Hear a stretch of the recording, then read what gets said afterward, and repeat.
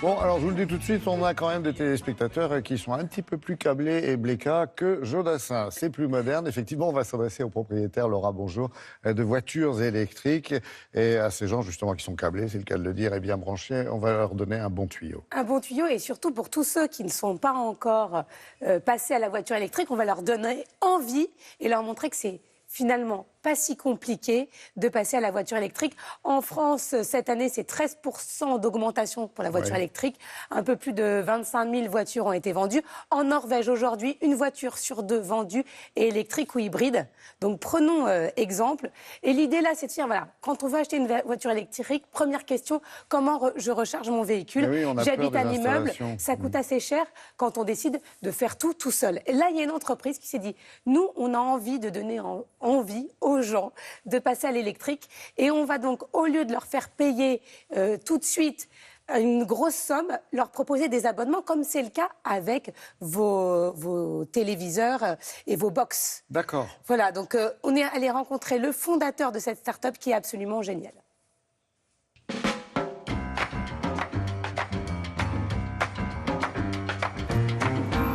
Aujourd'hui, on a de plus en plus de véhicules électriques qui commencent à arriver, et heureusement pour nos poumons, pour nos oreilles aussi en ville. Mais c'est vrai que c'est difficile encore, quand on habite en centre-ville, de recharger son véhicule. Les bornes ne sont pas toujours disponibles. Avoir une prise à domicile, c'est beaucoup plus simple et beaucoup plus pratique. The Plug fonctionne comme un opérateur câble ou fibre optique, c'est-à-dire que nous investissons l'infrastructure de recharge dans le parking de l'immeuble, et ensuite les utilisateurs qui souhaitent le service s'abonnent et disposent à ce moment-là d'une prise ou d'une borne sur leur emplacement de parking.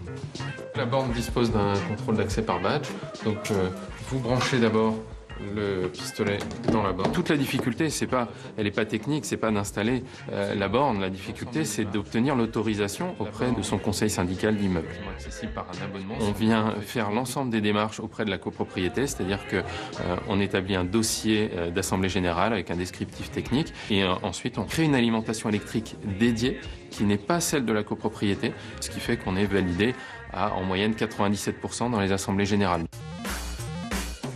Si vous êtes le premier ou la première dans l'immeuble, il y a un délai d'à peu près 8 à 10 semaines lié à la création du compteur.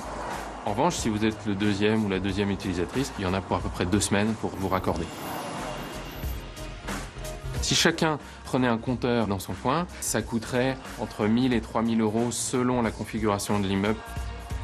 Nous, on a un système où tout est mutualisé et on a un coût nettement plus bas. On achète sa borne. Et ensuite, on a un abonnement mensuel qui inclut l'électricité. C'est très proche des systèmes télécoms où on achète son téléphone et ensuite on a l'abonnement.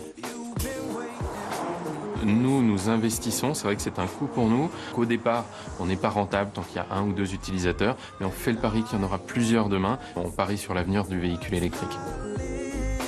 Alors ce cher monsieur nous parle de rentabilité, Laura, mais est-ce qu'on fait de réelles économies quand on choisit ce type d'installation? On divise par 4 le prix de l'installation.